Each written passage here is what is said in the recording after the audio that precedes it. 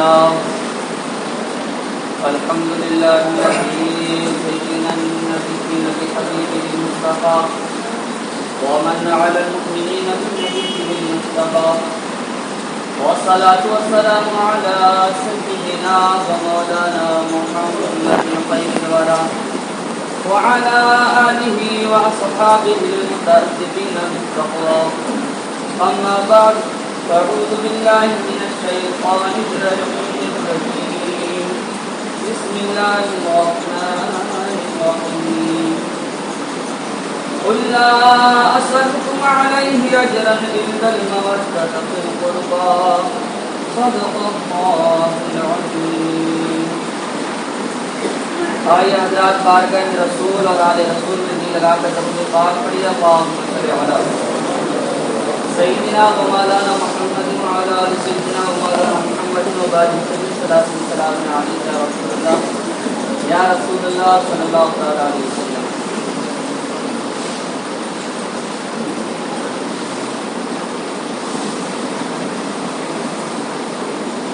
دنیا کے گشتوں میں پہلا وہ گھر خدا کا، ہم پاسباں ہیں اس کے، وہ پاسباں ہمارا. اور توحید کی امانت سینوں میں ہے ہمارے، توحید کی امانت سینوں میں ہے ہمارے، آسان نہیں مٹانا نام و نشاں ہمارا.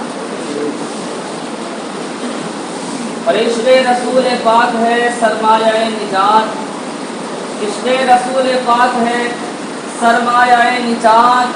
اس کے بغیر صاحب ایمانہ رہو گے، اور دامان اہل بیت اگر ہاتھ سے ٹوٹا، سنی تو بڑی بات مسلمانہ رہو گے. تو حضرات مجددہ عنوان پر گفتگو کرنے کے لیے جو میں نے آیت المقدسہ تلاوت کرنے کا شرف حاصل کیا، اس کے ضمن میں کچھ عرض و گزار کرنے سے قبل منقبت کے چند اشعار گوش گزار ہیں، محبتوں کے ساتھ میں سماعت کریں. جی لگا کر کہیں یا رسول اللہ، آتا کہیں سبحان اللہ. اگر اوپر والے مائک بند کر کے نیچے والے مائک چالو کر لیے جاتے تو سبھی کے کانوں تک باقاعدہ آواز پہنچ سکتی تھی. لہٰذا جو ہے تو اس بات کا اہتمام کیا جائے کہ اوپر والے مائک بند کر دیے جائیں اور نیچے والے جو مائک لگے ہوئے ہیں ان کو چالو کر دیا جائے تاکہ سبھی کے کانوں تک باقاعدہ آواز پہنچ سکے. منقبت کے چند اشعار ہیں جو حقیقتوں پر مبنی ہے. دیکھتا ہوں کون کون حضرات سمجھے گا اور سمجھ کے سبحان اللہ کہے گا. شاعر کہتا ہے یا رب صدائے دیتا ہے منگتا مدار کا، منگتا مدار کا. یا رب صدائے دیتا ہے منگتا مدار کا، منگتا مدار کا. یا رب صدا یہ دیتا ہے،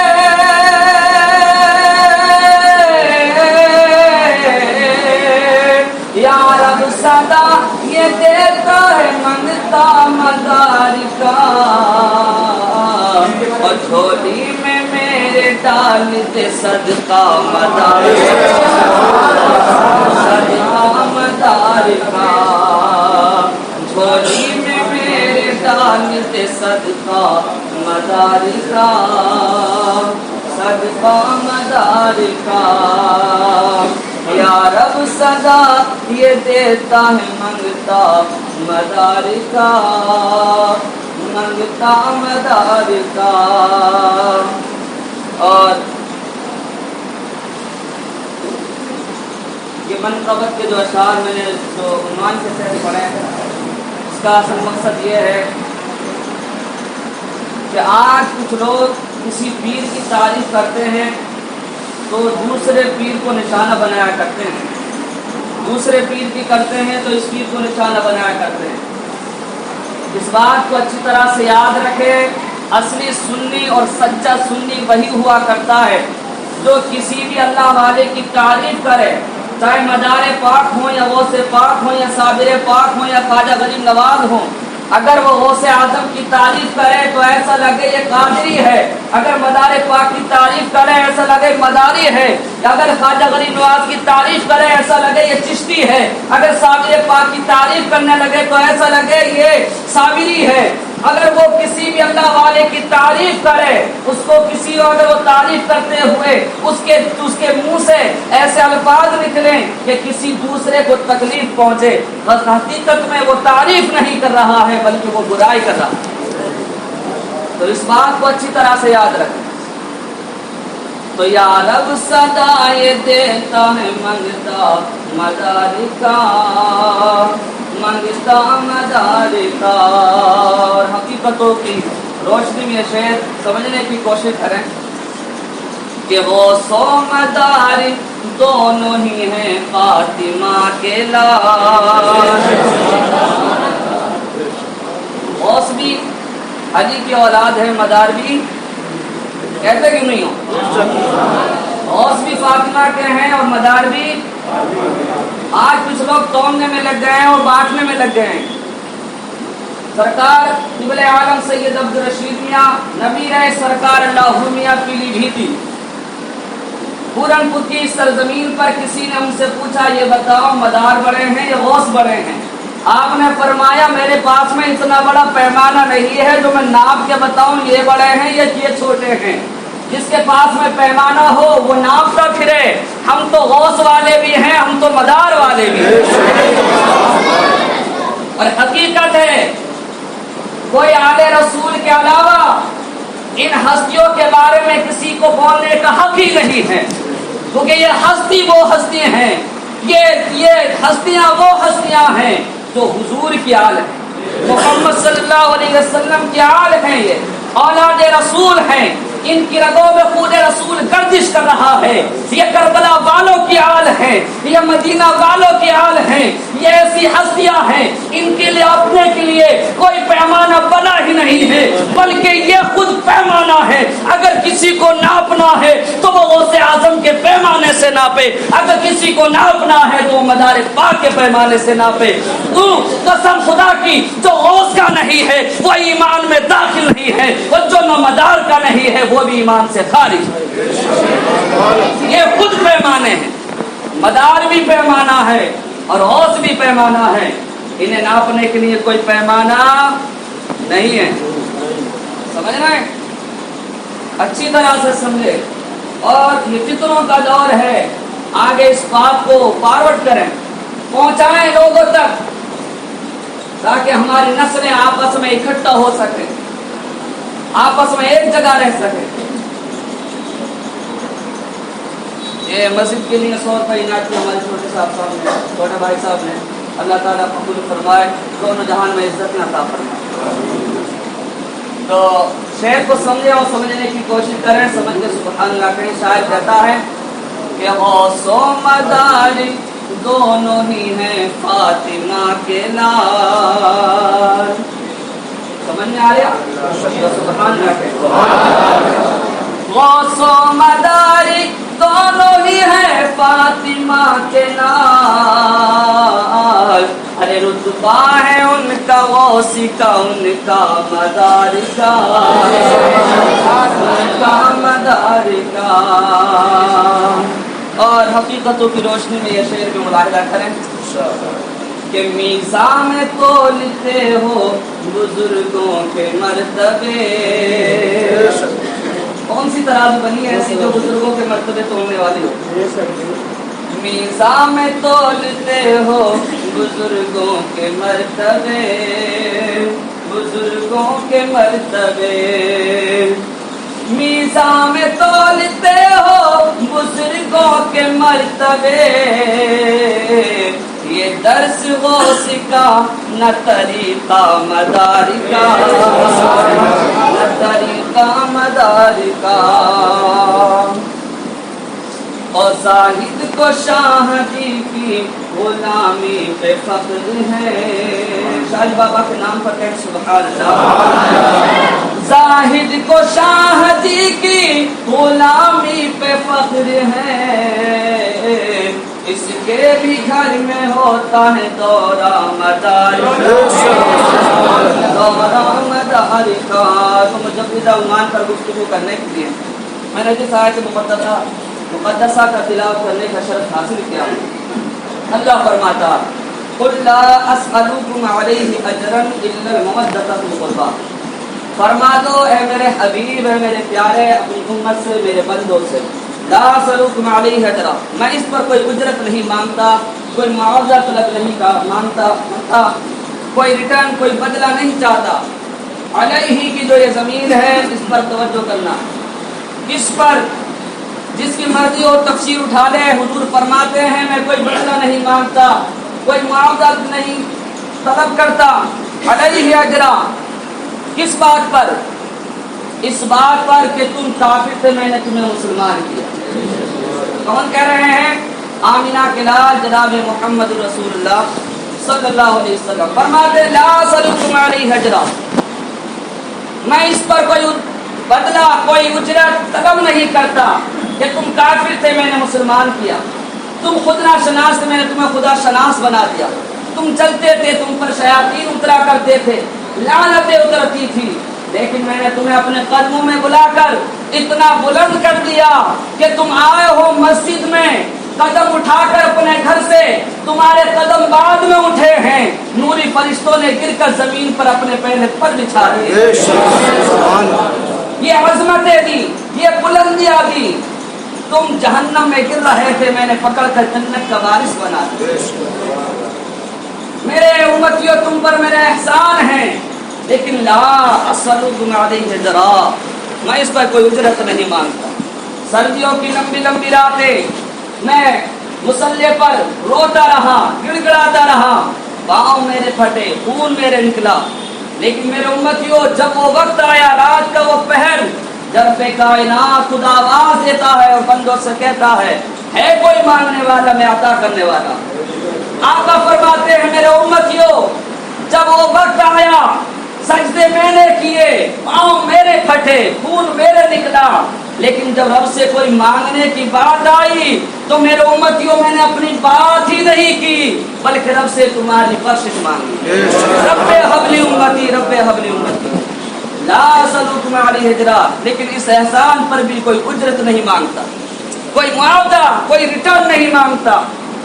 لا اسألکم علیہ اجرا، تمہاری خاطر میں وطن بے وطن پھرتا رہا، طائف پہ پتھر میں نے کھائے، غاروں میں روتا رہا، لیکن کوئی اجرت نہیں مانگتا۔ ہاں الا المودۃ فی القربى، اگر میرے احسانوں کا تمہیں کچھ پاس ہے تو اتنا کرنا، میرے قرابت داروں سے محبت کرنا۔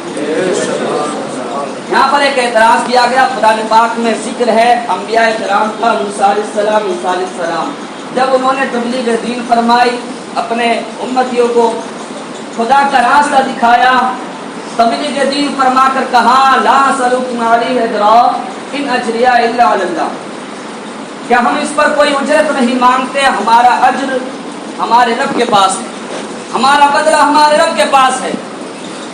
تو پہلے نبی تو یہ کہیں کہ ہم کوئی اجرت نہیں مانگتے، اور نبیوں کے تاجدار نے مصطفیٰ جان رحمت نے ایک ریٹرن مانگی، ایک شے مانگ لی، چلو ایک شے مانگی حضور نے، کیا کہ میرے قرابت داروں سے محبت کریں، تو اس کا جواب دیا گیا کہ الا حرف مستثنی منقطع ہے، عربی گرامر کی بات ہے۔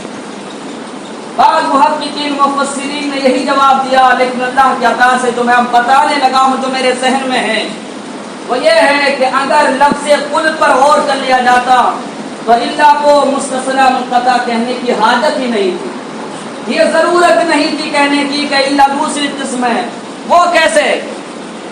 یہ قل کا معنی کیا ہے؟ کہہ دو میرے حبیب۔ قل کا مطلب، اس کا ٹرانسلیشن، اس کا ترجمہ کیا ہے؟ کہہ دو میرے پیارے، کہہ دو میرے حبیب۔ یہ قل کس کا حکم ہے؟ اللہ کا۔ کس کا حکم ہے؟ اللہ کا۔ اللہ جانتا تھا میرے حبیب پر انگلی اٹھے گی، لوگ انگشتمائی کریں گے، فرما میرے حبیب میں تیری طرف کوئی انگلی اٹھنے نہیں دوں گا، تیری طرف کوئی اعتراض ہونے نہیں دوں گا، کہ لوگ کہیں کہ پہلے نبیوں نے تو کچھ نہیں مانگا اور حضور نے ایک شے مانگ لی. فرمائے میرے حبیب تو بات ہی پل سے شروع کرنا تاکہ دنیا والوں کو پتہ چل جائے کہ آگے جو شے مانگی جا رہی ہے وہ میرے محبوب وہ تیری طلب نہیں ہے, وہ تو میری طلب ہے, وہ طلب مصطفیٰ نہیں ہے, وہ طلب خدا ہے. قل یہ میں حکم دے رہا ہوں جو مانگنے لگا ہے تو وہ تیری طلب نہیں وہ تو میری طلب. صحابہ کرام نے عرض کیا رسول اللہ اللہ کی چاہت کیا ہے, اللہ کیا چاہتا ہے, کیا مانگتا ہے؟ فرمایا او میرے امتیوں جن پر میرا احسان ہے, جن پر میں نے احسان کیا, اگر کچھ کر نہیں سکتے تو اتنا ضرور کرنا جن کی رگوں میں خون رسول گردش کرتا ہے ان سیدوں سے پیار کرتے ہیں. جنہیں آل رسول کہتے ہو انہیں بانٹنا مت, سمجھ رہے ہیں, انہیں بانٹنا مت, ان سے پیار کرنا. جنہیں آل رسول کہتے ہو ان سے محبت کرنا, ان کی تعظیم کرنا, ان کی عظمت کرنا, ان کا احترام کرنا. اب یہاں پر عربی گرامر کی بات ایک نقطہ نکل کر آتا ہے. اللہ تعالیٰ نے لفظ محبت استعمال نہیں کیا. آپ قرآن اٹھا لیں, کیا استعمال کیا؟ لفظ مودت. محبت بھی عربی کا لفظ اور مودت بھی عربی کا لفظ, لیکن دونوں میں فرق ہے. کیا ہے کہ اگر کسی کو کسی سے محبت ہو جائے جدا کر دو زندہ رہ سکتے ہیں, لیکن اگر مودت ہو جائے جدا کر دو مر جائیں گے. یہ مودت کا معنی. اور اس کی مثال دی علامہ راضی علیہ رحمت و رضوان نے. فرمائے جو مچھلی ہے نا اسے پانی سے محبت نہیں مودت ہے. مچھلی کو پانی سے جدا کر دو مچھلی کی جان نکل جاتی ہے. تو کیا نقطہ سمجھایا جا رہا ہے کہ آل رسول کی محبت, یہ سرکار امام حسنین کریمین کی محبت, یہ مدار پاک کی محبت, یہ غوث پاک کی محبت, یہ سرکار خواجہ غریب نواز کی محبت, صابر پاک کی محبت, مولا علی شیر خدا کی محبت, فاطمہ الزہرا کی محبت, یہ کربلا والوں کی محبت, یہ جتنے بھی سادات کرام ہیں لوگوں ان کی محبت کو قصہ کہانی نہ سمجھ لینا, ہلکے نہ مت لینا. اللہ فرماتا ہے میرے محبوب کے آل سے محبت نہیں مودت کرو تاکہ دنیا والوں کو پتہ چل جائے. مچھلی کو پانی سے جدا کر دو, مچھلی میں جان نہیں رہتی ہے. اگر کوئی آل رسول کی محبت سینے سے نکال دے سینے میں ایمان نہیں رہتا ہے, کیونکہ حب شبیر نہیں ہے تو عبادت ہے حرام. نہ نمازیں نہ وظیفے نہ سجود اور قیام, روزہ و حج و تصاوی ہو زکات و احرام نہیں مقبول یہ اللہ کو بے حب امام. اور تعبیر یہ فراست ہے کہ نادانی ہے, حب اولاد علی شرط مسلمانی ہے, حب اولاد علی شرط مسلمانی ہے. تو کبھی آہ حلف سے نکل گئی, کبھی اشک آنکھ سے ڈھل گئے, یہ تمہارے غم کے چراغ ہیں, کبھی بجھ گئے کبھی جل گئے. ہم نے تو دل جلا کے سر بام رکھ دیا, اب جس کے دل میں آئے وہی پائے روشنی. کیونکہ وقت پہ کافی ہے قطرہ, وقت پہ کافی ہے قطرہ, آب خوش ہنگام تھا جل گیا سب خیر, برسا بھی تو پھر اس کام کا. اللہ تعالیٰ ہم سب کو سچا عاشق رسول بنائے, اولاد رسول سے سچے پرتی محبت عطا فرمائے. میرے کہنے میں آپ کے سننے میں جو غلطیوں مولا حبیب کے سب سے معاف فرمائے. جن حضرات نے سنت نہیں پڑھی وہ حضرات سنت